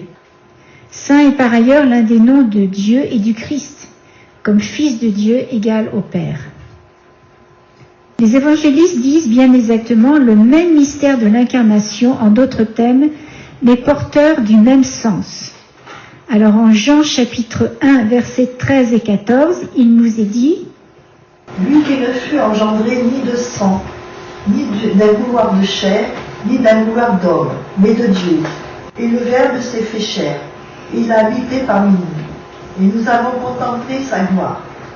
Gloire qui tient de son Père comme Fils unique, plein de grâce et de vérité. » Alors Matthieu chapitre 1, versets 20 et 21, il nous est dit « Ce qui est engendré en elle vient de l'Esprit Saint. Elle enfantera un fils du nom de Jésus, car c'est lui qui sauvera son peuple de ses péchés. » Alors l'évangile de Jean, dans sa fulgurante brièveté, va d'emblée jusqu'au bout de l'affirmation fondamentale de la foi chrétienne. Il dit « Commencement de l'évangile de Jésus-Christ, Fils de Dieu ». Alors voici le récapitulatif du verset 35, ce qu'on vient de voir. L'ange lui répondit, l'Esprit Saint viendra sur toi, et la puissance de Dieu te prendra sous son ombre. C'est pourquoi l'enfant qui naîtra sera appelé Fils de Dieu. Alors, conclusion de ce verset, Jésus est uni à Dieu à une profondeur qui dépasse tout ce qu'a pu concevoir l'Ancien Testament et le judaïsme. Les prophètes, écoutez bien, annonçaient à la fois la venue d'un homme élu de Dieu, le Messie, et la venue de Dieu lui-même. Mais jamais, dans l'Ancien Testament et le judaïsme, nous ne voyons apparaître l'idée que ce sera un seul et même être qui sera à la fois le Messie attendu et le Dieu advenu. Ce qui est inimaginable, ce qui est fou, hein. Fou d'amour qu'est Dieu. Or, ce qui apparaît dans la scène de l'Annonciation, c'est non seulement à la fois la venue du Messie et la visite de Dieu. La révélation faite à Marie, dans ce qu'elle a d'absolument nouveau, porte sur deux réalités. Cet enfant ne sera pas seulement le Messie descendant de David, mais le nouvel Adam, inaugurant la nouvelle création. Ça fait beaucoup de choses, là, en peu de mots, hein. Cet enfant ne sera pas seulement le Messie descendant de David, mais le nouvel Adam, inaugurant la nouvelle création.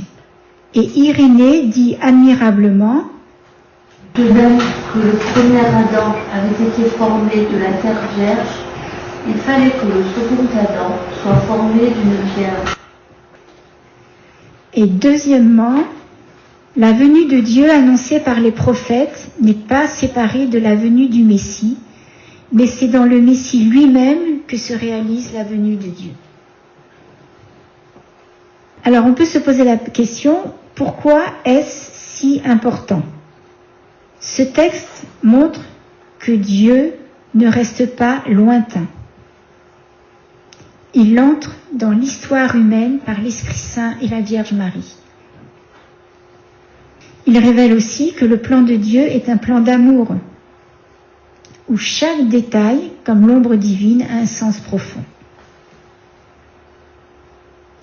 Alors je vous pose une question pour réfléchir, donc chez vous. Comment cette image de Marie comme tante vivante de Dieu peut-elle vous aider à comprendre votre propre rôle dans le plan de Dieu ?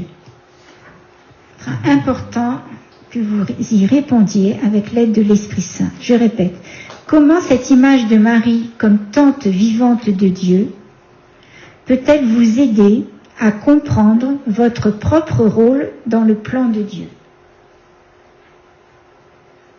Bonne question, merci de l'avoir posée. Comme vous voulez. Alors, continuons. Vous répondez avec Dieu, ça ne me regarde pas. Alors, le verset 36. Et voici qu'Élisabeth, ta parente, vient elle aussi de concevoir un fils dans sa vieillesse, et elle en est à ce 6e mois, elle qu'on appelait la stérile. Alors, est-ce que vous avez remarqué que cette information est une révélation céleste pour Marie, puisque Élisabeth se cache encore, comme il nous est dit au verset 24. Verset 37. Car toute parole venant de Dieu s'accomplit avec puissance, ou on peut traduire aussi, car rien n'est impossible à Dieu. Rien n'est impossible à Dieu. Alors faisons un parallèle avec toujours l'Ancien Testament. Ça vous fait penser à qui ? Une femme, à Sarah. En Genèse, chapitre 18, verset 10, il nous est dit: il n'y a rien de trop merveilleux pour Dieu. À la même saison l'an prochain, je reviendrai chez toi et Sarah aura un fils. Alors qu'Abraham et Sarah sont vieux, avancés en âge, et Sarah a cessé d'avoir ce qu'ont les femmes. Y a-t-il rien de trop merveilleux pour Dieu ? Et nous sommes chacune une merveille de Dieu. Alors le prophète Jérémie, chapitre 2, 32, verset 27, nous dit: La parole de Dieu me fut adressée en ces termes. Voici, je suis le Seigneur, le Dieu de toute chair. Y a-t-il pour moi quelque chose d'impossible ? C'est pourquoi ainsi parle le Seigneur. Je vais livrer cette ville. Donc il faut bien comprendre que l'événement de l'Annonciation est l'incarnation de la parole de Dieu. Alors voyons maintenant ces mots s'accomplit avec puissance. Donc cette puissance, on a vu, doit encombrer Marie, accomplissant et manifestant l'action toute puissante de l'Esprit Saint, au verset 35. Ainsi, dans ce verset conclusif de l'annonce angélique, se trouve mentionnée la double mission pour notre salut du Verbe et de l'Esprit Saint, que Dieu inaugure dans et par l'incarnation. Verset 38. Marie dit alors, « Je suis la servante du Seigneur, qu'il me soit fait selon ta parole. » Et l'ange la quitta. Alors, quelque chose à souligner, encore 3 fois en rouge. Dieu propose à Marie et ne s'impose pas.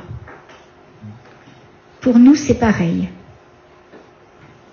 Revenons à Marie. Dieu propose à Marie et n'impose pas à Marie d'être la mère du Messie, qui lui sera révélé comme son propre fils. De son acceptation dépend le salut de toute l'humanité. C'est grandiose, hein? Oui. Et c'est pareil pour nous, oui, à plus petite échelle, bien sûr. Se joue ici pour la première fois ce qu'accomplira d'une manière décisive et définitive le fiat du Christ à Gethsémani par toute sa passion. Alors, je suis la servante du Seigneur, digne mère de celui qui accomplira les prophéties du serviteur de Dieu, Isaïe chapitre 41 verset 53, venant pour servir et non pour être servi, en Matthieu chapitre 20 verset 28. Digne mère de celui qui accomplira les prophéties du serviteur de Dieu, venant pour servir et non pour être servi. Et saint Guéric d'Igny nous dit: Je ne servirai pas, a dit l'homme à son créateur. Eh bien, c'est moi qui vais te servir, répond le créateur de l'homme. Mais toi à table, c'est moi qui servirai, c'est moi qui te laverai les pieds. Toi, repose-toi, je prendrai sur moi tes fatigues, je porterai tes infirmités. Vous vous rendez compte quel Dieu nous avons? Quelle humilité, quel serviteur. Alors, Abraham, au psaume 105, verset 42, Moïse, psaume 105, 26, Josué, chapitre 24, verset 29, David, deuxième livre de Samuel, chapitre 7, versets 5 et 8, psaume 89, 4, etc. Tout au long de la Bible, ce type de serviteur du Seigneur désigne ceux que Dieu a engagés par excellence à son œuvre de salut. Donc, c'est dire combien il convient à Marie et comment il dit sa grandeur, plutôt que son humilité. Mais, disons mieux encore, la grandeur de son humilité.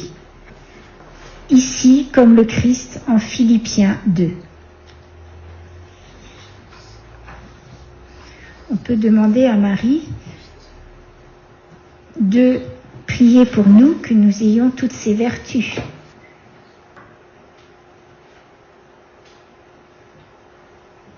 Alors c'est la réponse aussi à la coupable revendication d'autonomie du premier Adam et Ève, incitée au non serviam diabolique.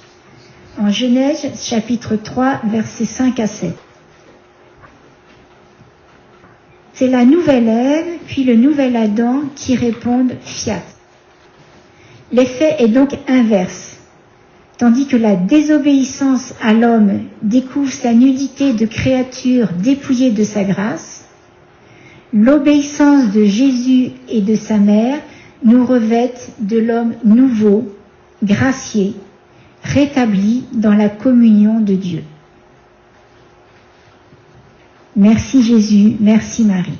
Sinon nous ne serions pas là tels que nous sommes. Alors je ne sais pas si vous connaissez une homélie de l'Avent de Bernard de Clairvaux. Il a illustré de façon dramatique l'aspect émouvant de ce moment de l'Annonciation. C'est-à-dire qu'après l'échec des ancêtres, le monde entier est assombri sous la domination de la mort. Maintenant, Dieu cherche une nouvelle entrée dans le monde et il frappe à la porte de Marie. Il a besoin de la liberté humaine.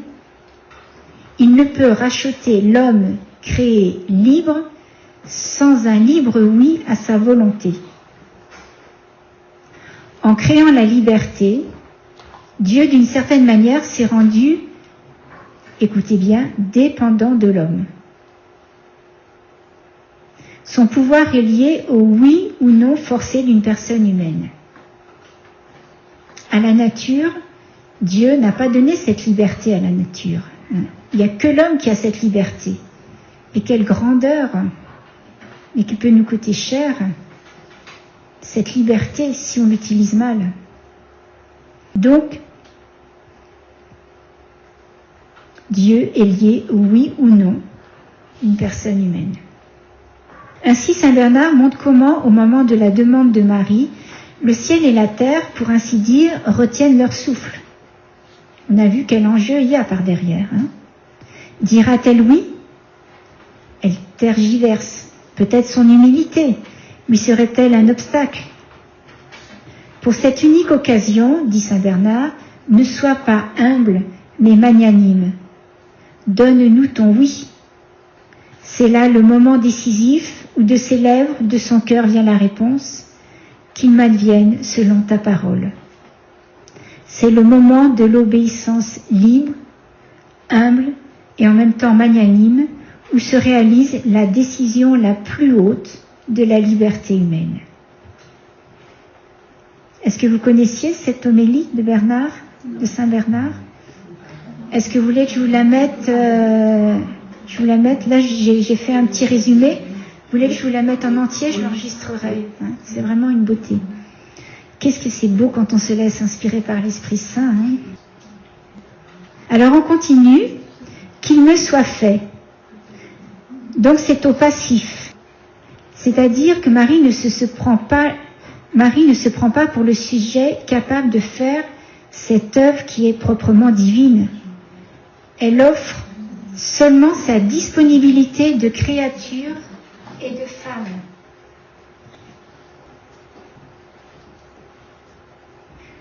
Ensuite, selon ta parole, correspond à la parole de l'ange Gabriel au verset 37, donc au sens où cette parole est reconnue comme efficiente, parole créatrice, et mieux encore, parole, verbe de Dieu qui s'incarne.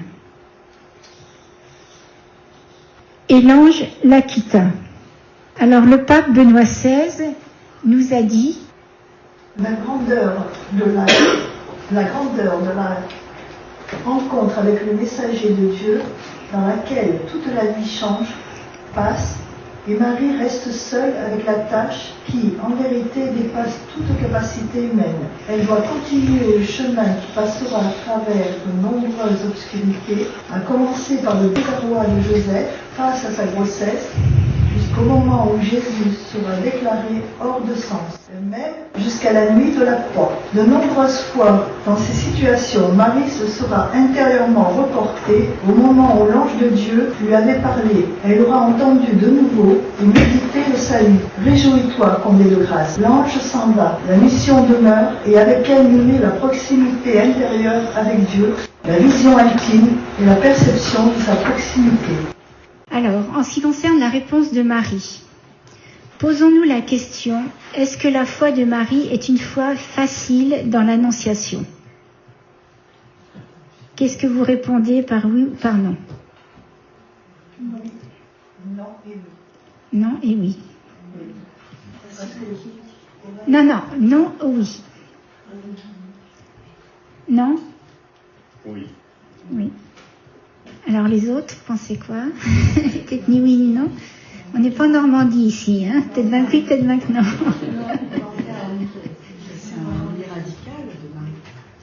Alors oui. Alors, la réponse, c'est non. C'est une foi au risque de sa vie. Marie connaissait, comme toute jeune fille en Israël, ce qui est écrit dans la loi de Moïse.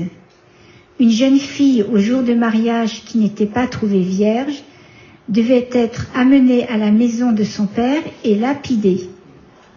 Donc, Marie connaissait bien cela. Quand Marie a cru au risque de sa vie, elle n'avait rien sur quoi s'appuyer. Dans l'Ancien Testament, comme on a vu, il y a eu des femmes qui ont eu des enfants dans leur vieillesse, mais jamais sans connaître un homme. Donc on peut dire que la foi de Marie est en même temps objective et subjective. Elle a une foi objective parce que Marie a cru, non à un Dieu à sa mesure, elle a cru et a accepté le Dieu de son peuple, Israël.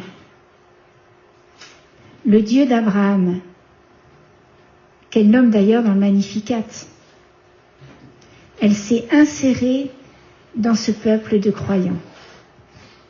Et la foi de Marie est aussi quelque chose de subjectif, c'est-à-dire personnel. Elle a fait confiance et elle s'est abandonnée à Dieu. Alors par quels mots a-t-elle exprimé sa foi ? Il faut remonter bien sûr par des sources très proches, et Luc s'est renseigné. Il a pu remonter au verbe qui est sorti de la bouche de Marie. Alors nous pensons, je pense immédiatement au fiat, du latin. Mais Marie n'a jamais dit fiat, car elle ne parlait pas latin.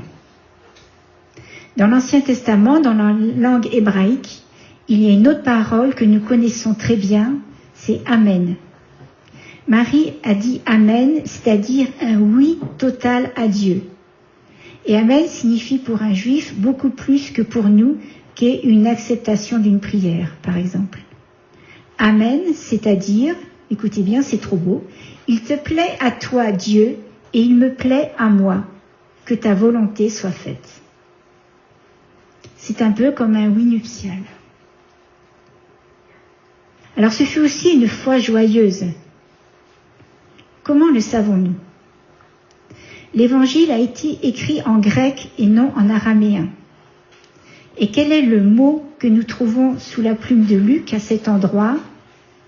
C'est le mot génoïto. Or, pour savoir la nuance de ce verbe, il faut savoir pour nous que dans nos langues néo-latines, nous connaissons différents modes du verbe, le passé, le présent, le futur, le conditionnel. Tandis que le grec connaît un autre mode du verbe, l'optatif. On l'emploie quand on veut exprimer le désir que quelque chose arrive, l'impatience même. En mettant dans la bouche de Marie ce verbe génoïto, Luc nous dit, ou même l'Esprit Saint, Marie n'a pas répondu oui en baissant la tête qui serait signe à une volonté étrangère. Elle a dit en pleine joie à Dieu, je suis contente de faire ta volonté. Alors je ne sais plus si je vous ai dit que c'était une réflexion du cardinal quant à la Messa.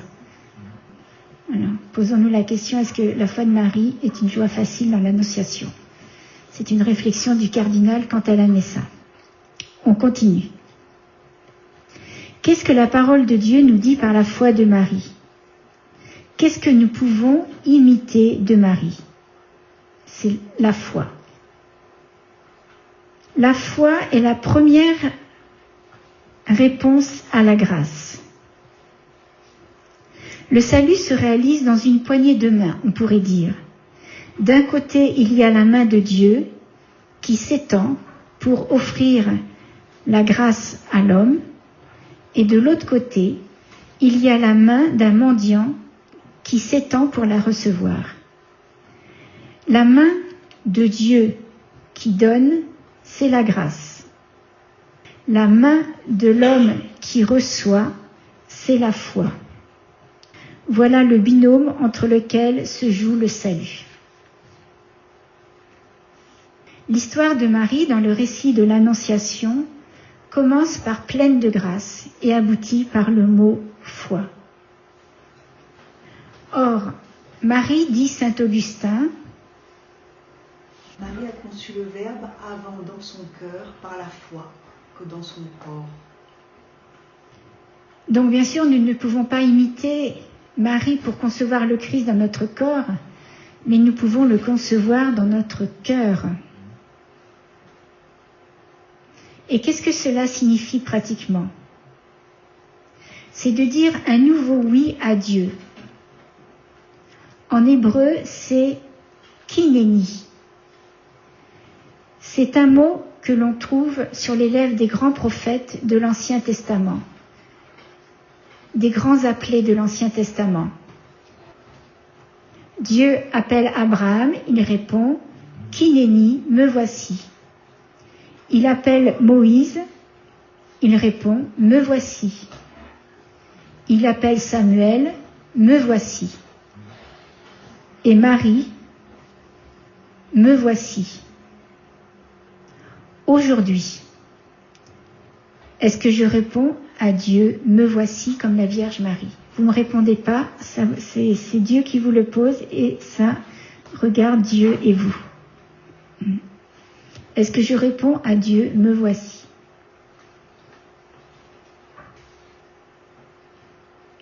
Nous sommes appelés à dire à Dieu un nouveau, me voici Seigneur, dans une disponibilité totale qui, au fond, eh bien, c'est le renouvellement de notre baptême. Dans le baptême, quelqu'un a dit « Oui, j'accepte ». Souvent, c'est par une personne interposée. Maintenant, il s'agit de le dire comme Marie d'une manière personnelle, consciente et joyeuse. Avec la grâce du Seigneur, bien sûr. Alors, une petite conclusion.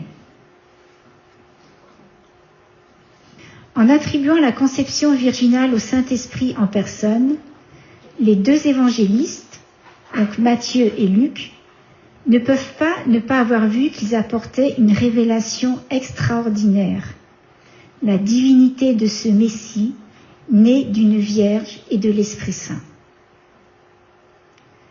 Révélation toute nouvelle qui va tout bouleverser, car si le Messie est Dieu, il ne peut pas ne pas être au centre du salut, tout en accomplissant la loi avec un grand L, qui entraîne une foi nouvelle, une religion nouvelle basée sur l'ancienne. Quant à l'Esprit de Dieu, il prend de ce fait une importance lui aussi toute nouvelle et singulièrement grande. Alors je vous pose la question, et pour vous-même, vos annonciations.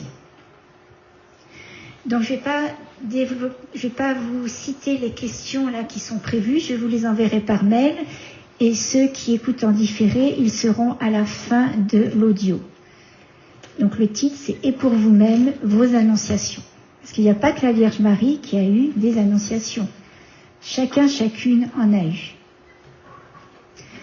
Donc nous te demandons, Vierge Marie, de nous aider, comme toi, à avoir l'audace de la foi et de répondre toujours oui au Seigneur, car le Seigneur a besoin de nous, veut avoir besoin de nous pour toucher les frères et sœurs qu'il met sur notre route.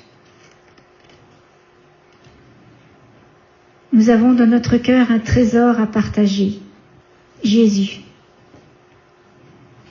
Et par sa grâce, quand il nous appelle, il nous donne toujours les grâces correspondantes pour pouvoir le faire avec lui.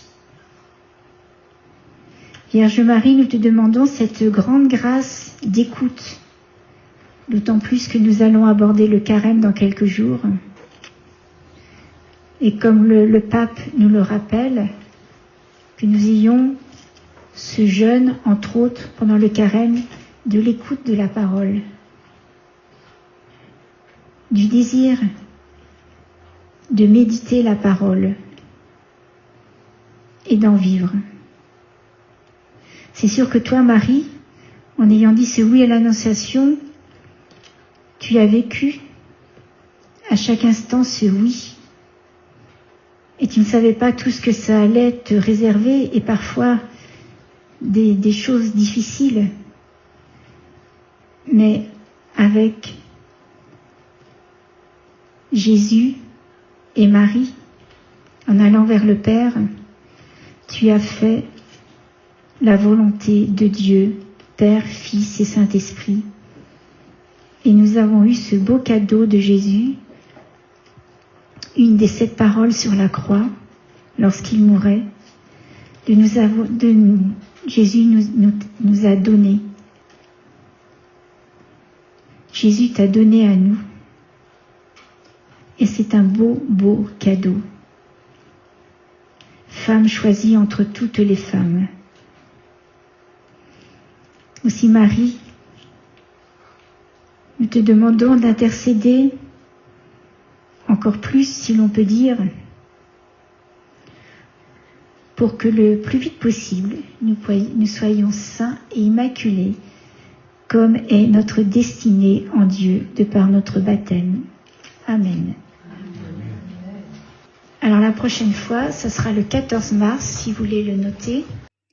Sermon de Saint Bernard sur les louanges de la Vierge Marie.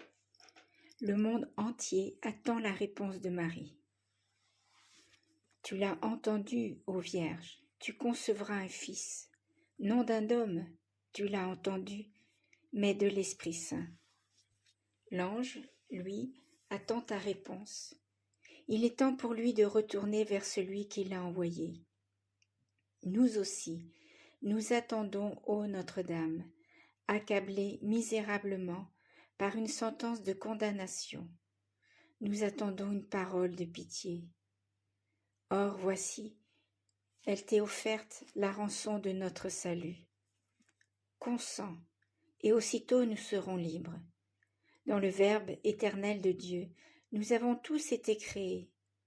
Hélas, la mort fait son œuvre en nous.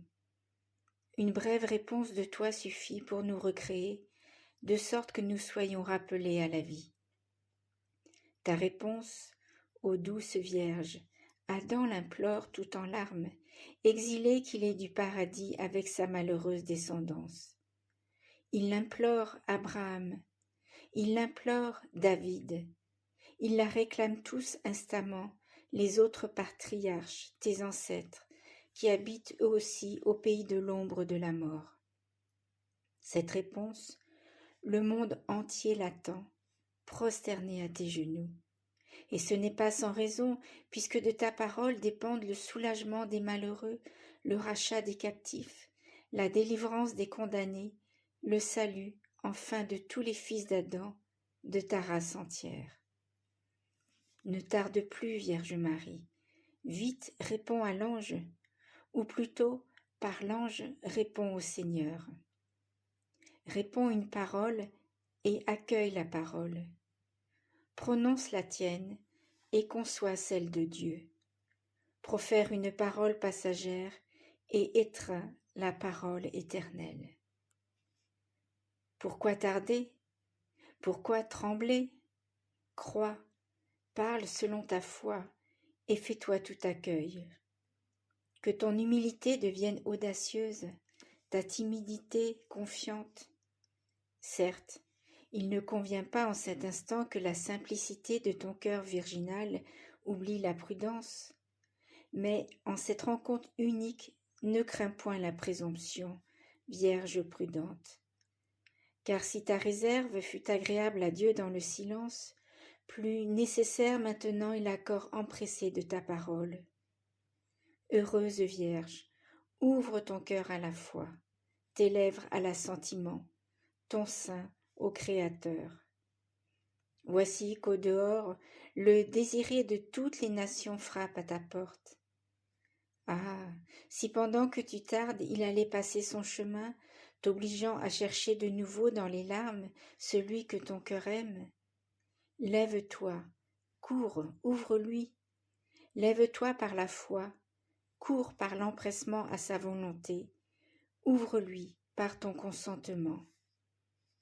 Voici, dit-elle, la servante du Seigneur, que tout se passe pour moi selon ta parole. Maintenant et pour finir, je vous propose vos annonciations pour vous-même. Que l'Esprit Saint, avec l'aide de la Vierge Marie, vous aide. Que peut signifier pour vous cet événement de l'Annonciation? Quel est le sens vital de chacune des étapes parcourues par Marie? Je vous invite maintenant, comme promis, à une méditation sur vos annonciations, oui, pour vous-même. Que l'Esprit Saint vous aide. Que peut signifier pour vous personnellement cet événement de l'Annonciation? Quel est le sens vital de chacune des étapes parcourues par Marie? Quelle influence cela peut-il avoir sur votre vie dans l'entièreté de votre humanité? Comment collaborer activement avec l'Esprit créateur pour accueillir en pleine conscience la naissance du Christ en vous-même, enfanté par, avec et en lui, une réalité nouvelle, et là où il n'est qu'en germe, un potentiel pour revivifier et revitaliser notre existence dans son entier. Chacun, au cours de son existence, connaît des annonciations sous des formes diverses, une certitude intérieure, un appel, parfois une interpellation venue de l'extérieur, peut-être d'un inconnu, une phrase d'un livre, une parole biblique qui, tout à coup, prend sens. Peut-être est-ce là le passage de l'ange dans votre vie. L'Esprit se manifeste à vous si vous êtes attentif, disponible, réceptif, en quête du sens de votre vie. Vous ne laisserez pas passer cet instant sans l'approfondir. Alors, quelque chose de nouveau s'éveille en vous. Des questions émergent, une préparation à répondre à l'appel de l'Esprit Saint. Vous allez concevoir, laisser mûrir le germe planté en vous par l'Esprit. Une orientation de vie, un projet, un engagement dans un chemin de libération, le choix de vivre autrement, etc. Ensuite, vous allez enfanter, donner naissance à une nouveauté de vie. Vous allez renaître de l'eau et de l'esprit. Jean chapitre 3, verset 3. Découvrir votre nom, votre tâche spécifique dans le monde.